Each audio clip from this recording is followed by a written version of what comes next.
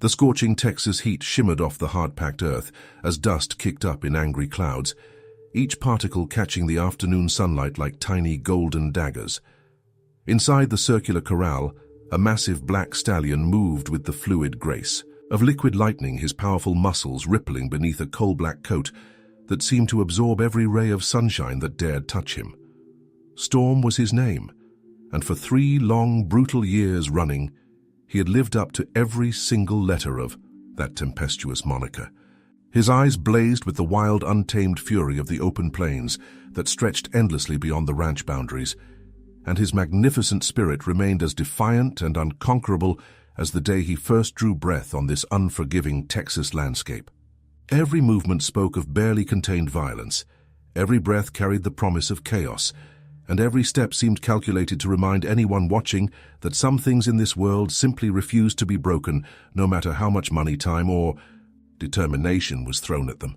Standing outside the weathered arena, his calloused forearms resting against the sun-bleached oak railing that had witnessed countless battles between man and beast, William Thornton surveyed his vast empire with the calculating, predatory gaze of a man who had clawed his way up from absolute nothing to build a cattle kingdom that stretched further than the eye could see. His custom-made ostrich leather boots, worth more than most people's monthly salary, bore the accumulated dust and grime of 1,000 grueling cattle drives across unforgiving terrain. His weathered, scarred hands told wordless stories of billion-dollar deals struck in smoky backrooms and fortunes made through sheer force of will, and an almost supernatural ability to sense weakness in both animals and men. The Thornton Ranch sprawled across 15,000 prime acres of the finest Texas real estate money could buy, complete with oil wells that pumped liquid gold from deep beneath the scorched earth.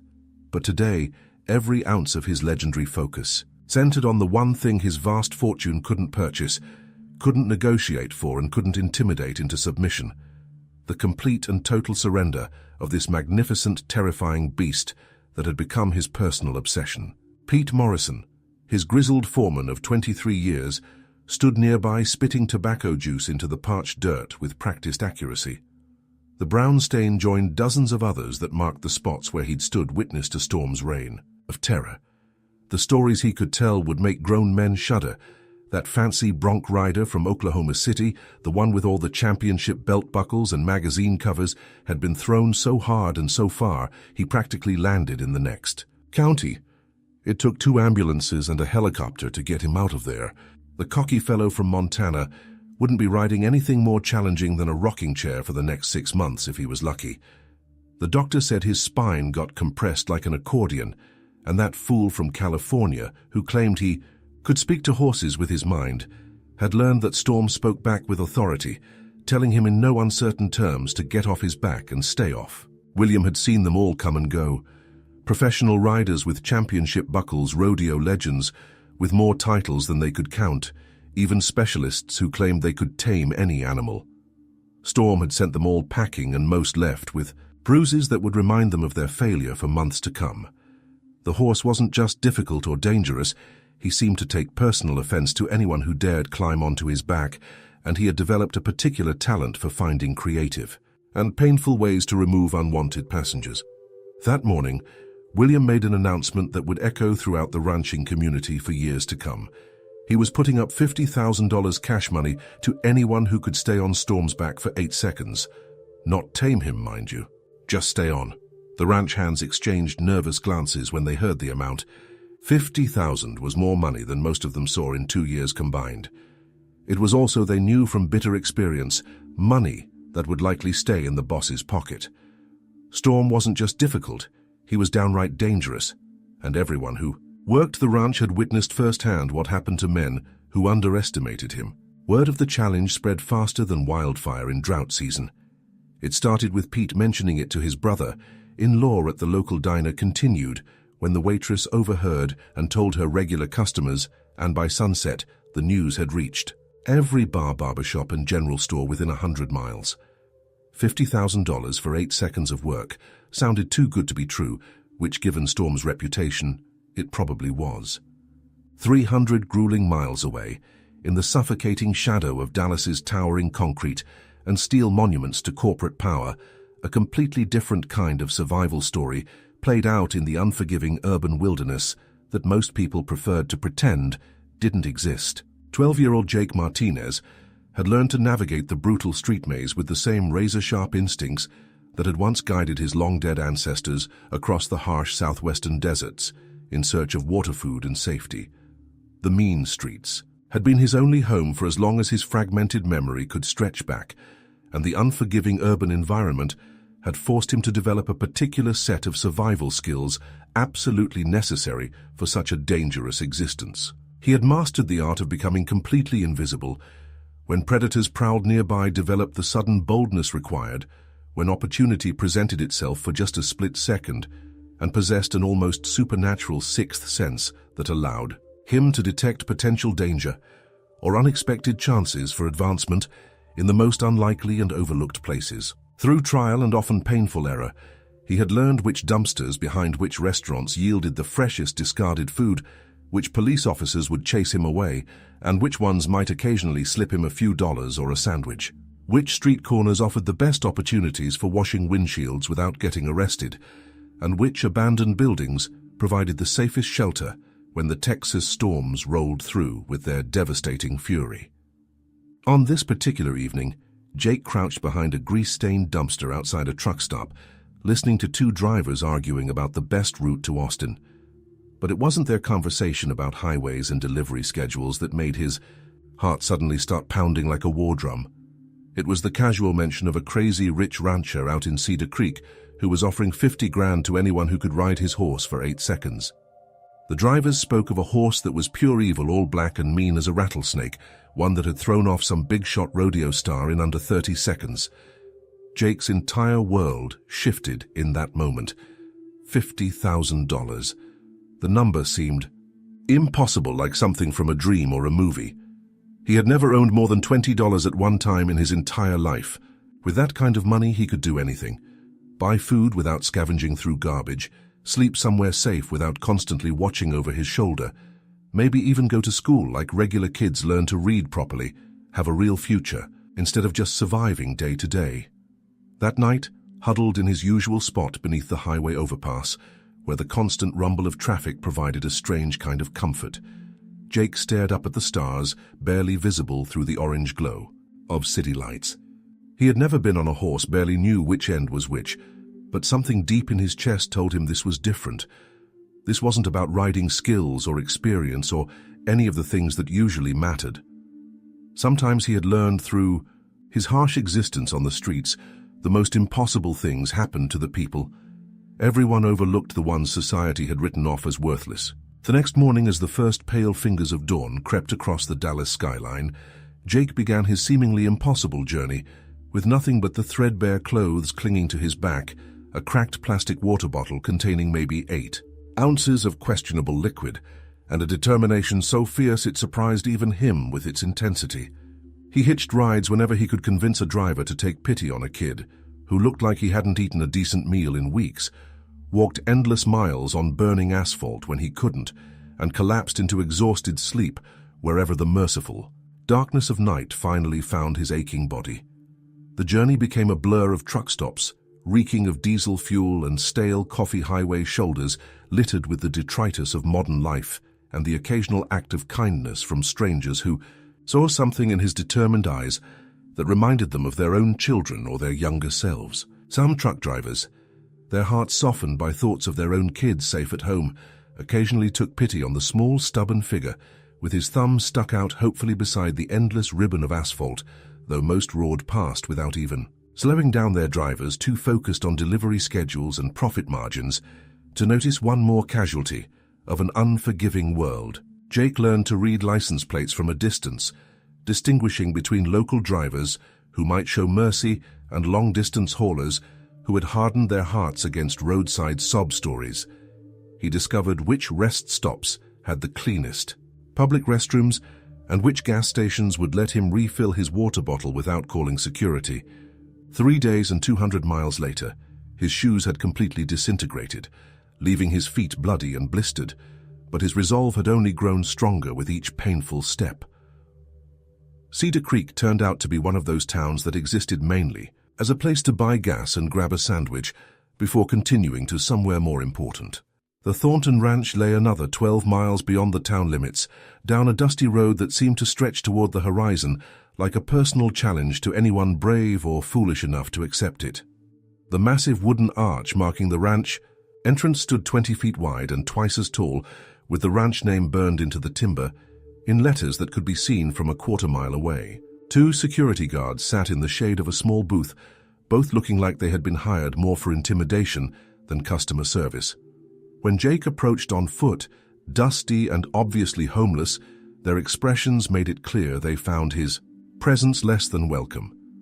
The larger guard rose from his chair with obvious reluctance, already shaking his head before Jake even spoke. The conversation was brief and predictable. Jake explained why he was there. The guards burst into harsh laughter that seemed to echo off the surrounding hills, and they firmly told him to go home before he got hurt. But Jake had no home to return to, and they all knew it from looking at him. His clothes hung loose on his thin frame, his hair needed cutting, and his entire worldly possessions probably could have fit in a grocery bag. Still, something in his eyes refused to accept defeat.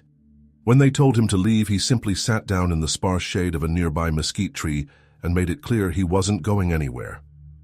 For the next 4 days, Jake maintained his vigil outside the ranch gates. He slept under the stars, drank from a stream that ran along the road, and survived on the occasional handout from passing motorists who took pity on his obvious situation. The guards grew increasingly irritated with his presence, but he never caused trouble, never begged, and never gave up. He just waited with the patience of someone who had learned that good things rarely came quickly and that persistence often succeeded where talent failed. On the 5th morning, William Thornton himself drove through the gates and noticed the small figure still camped nearby. Something about the boy's persistence sparked his curiosity. He had built his fortune by recognizing determination when he saw it, and this kid had it in spades. After a brief conversation with his head of security about the stubborn kid who had been camping outside for 5 days straight, William made a decision that would change 2 lives forever. 10 minutes later, Jake found himself standing in the largest room he had ever seen, surrounded by leather furniture that probably cost more than most people made in a year. William Thornton sat behind a desk the size of a small aircraft carrier, his weathered hands folded as he studied his unexpected visitor with the calculating gaze of a man who had learned to read people like books. The conversation that followed was brief but revelatory. Jake admitted he had never been on a horse before, acknowledged that he knew the animal had put 4 men in the hospital in recent months, but insisted he still had to try. There was something in the boy's voice that reminded William of himself at that age, the desperate hunger of someone with nothing to lose and everything to gain. Against his better judgment, William decided to give Jake a chance, making it crystal clear that if Storm hurt him, the responsibility would be entirely his own. That night, Jake barely slept. He had been granted his chance, but now the reality of what he faced began to sink in like a stone dropped into deep water. He had seen Storm from a distance during his vigil, a black shadow moving with barely contained violence within the corral. The horse was massive, probably weighing as much as a small car, and every story he had heard suggested the animal possessed both the will and ability to seriously injure anyone foolish enough to climb on his back. Dawn came sooner than Jake wanted, painting the eastern sky in shades of gold and pink that would have been beautiful under different circumstances. He arrived at the ranch house to find William already waiting, dressed in work clothes and looking every inch the cattleman who had built an empire from dust and determination. After one final confirmation that Jake was sure about his decision, they walked together toward the corral that would determine the boy's fate. The walk felt both endless and far too short. Jake's heart hammered against his ribs as they approached the wooden fence surrounding the arena. Inside, Storm paced like a caged tiger, his black coat gleaming with nervous sweat, his eyes wild and watchful. The horse was even more impressive up close, easily 17 hands high with muscles that spoke of power and speed in equal measure. William observed that the stallion knew something was different today, that horses sense things humans don't, and Storm definitely knew someone was coming for him. A small crowd had gathered, word having spread among the ranch hands that the homeless kid was actually going to attempt the impossible. They lined the fence like spectators at a hanging their faces, showing mixtures of curiosity, pity, and the barely concealed excitement that comes from watching someone else take a dangerous risk. Most of them had witnessed Storm's previous encounters with would-be riders, and they expected this one to end even more quickly and violently than the others. The gate swung open with a squeal of hinges that seemed loud enough to wake the dead. Jake stepped into the arena, and immediately Storm's attention locked onto him with laser intensity. The horse stopped pacing and stood perfectly still, every muscle tensed, studying this new challenger with calculating intelligence that seemed almost human in its intensity. For several heart-stopping seconds that seemed to stretch into eternity, neither boy nor magnificent beast dared to move so much as a muscle. Jake found himself staring directly into Storm's wild, intelligent eyes and seeing something that struck him like a physical blow, something he recognized from his own reflection in store windows and broken mirrors during his years on the streets.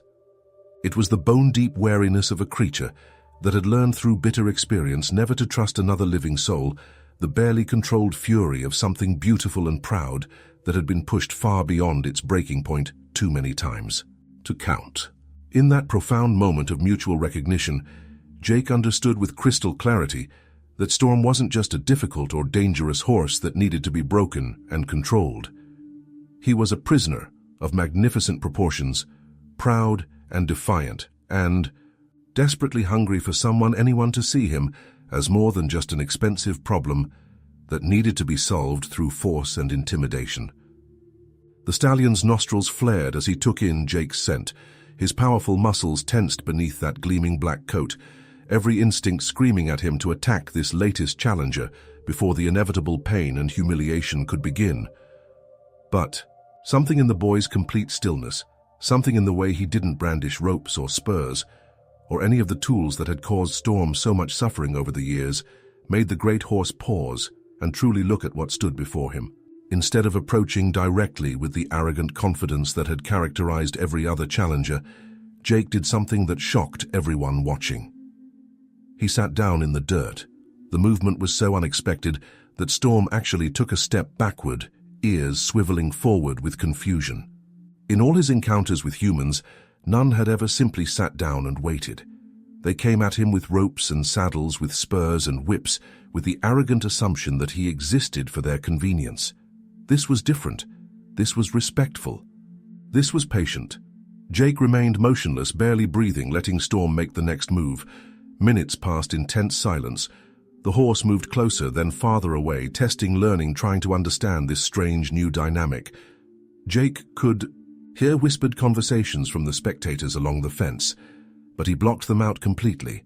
Right now, nothing existed except him and this magnificent animal who had been hurt and misunderstood by everyone who had tried to break him. Slowly, so slowly that the movement was barely perceptible, Storm approached.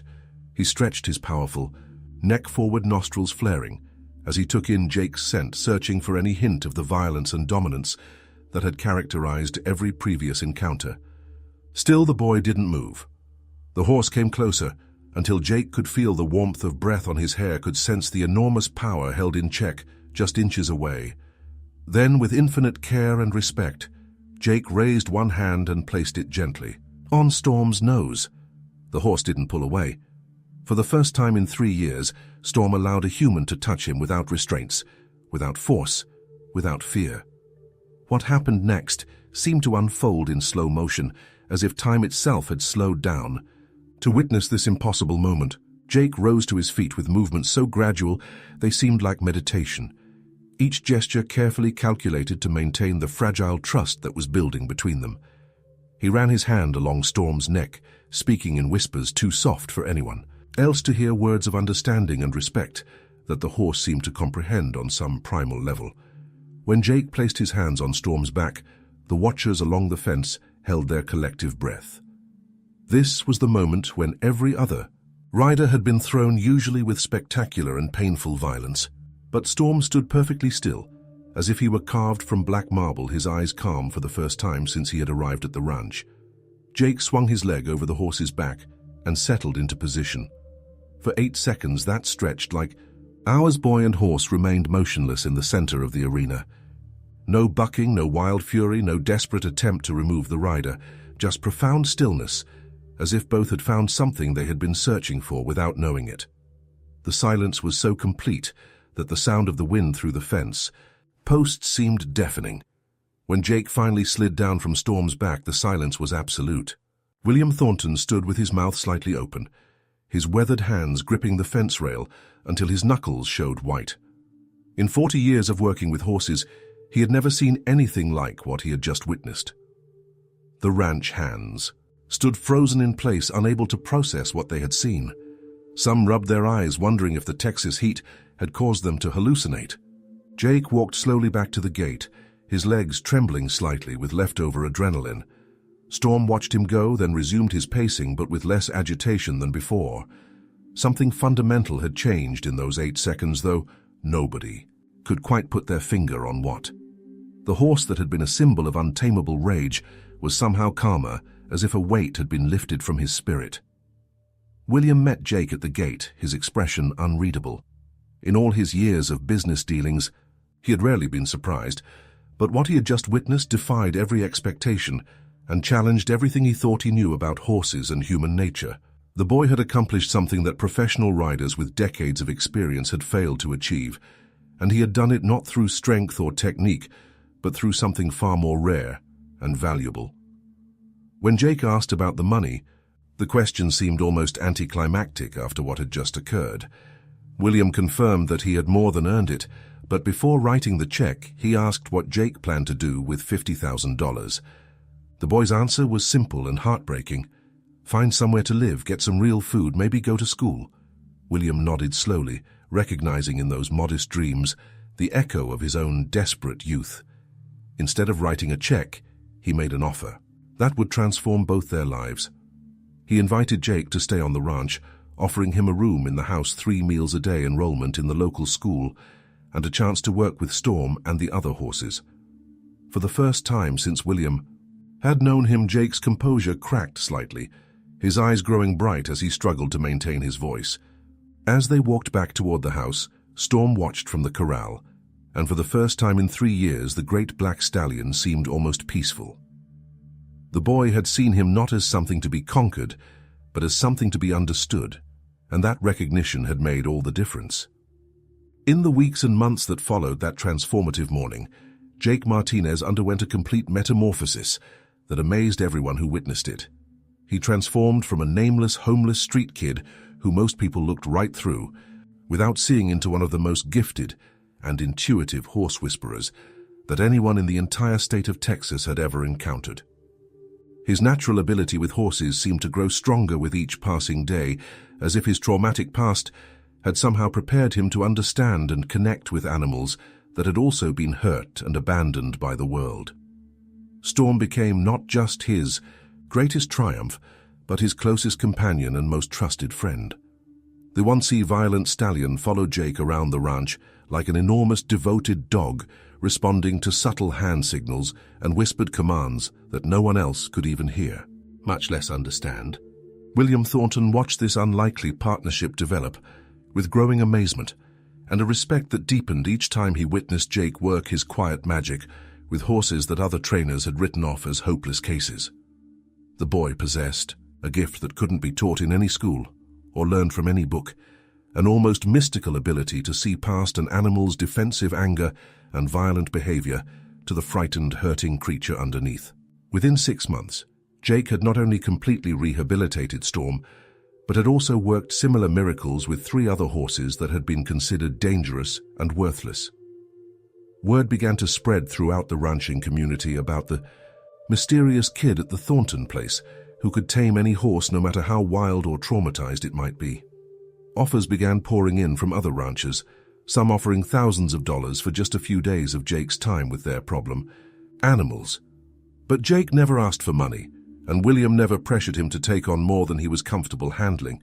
The boy had found something far more valuable than any amount of cash could provide: a sense of purpose, a place where he belonged, and the knowledge that his difficult past had prepared him for something truly extraordinary. He never did ask for that $50,000 that had started this whole adventure, having discovered something worth infinitely more. He had found a home, a family, a future, and the unshakable knowledge that sometimes the most miraculous things happen when you simply have the courage and patience to sit down, be still, and wait for magic to find you. In a world that had taught him that he was worthless and invisible, he had discovered that his greatest strength lay not in fighting against the current, but in understanding it, working with it, and finding peace in the eye of the storm.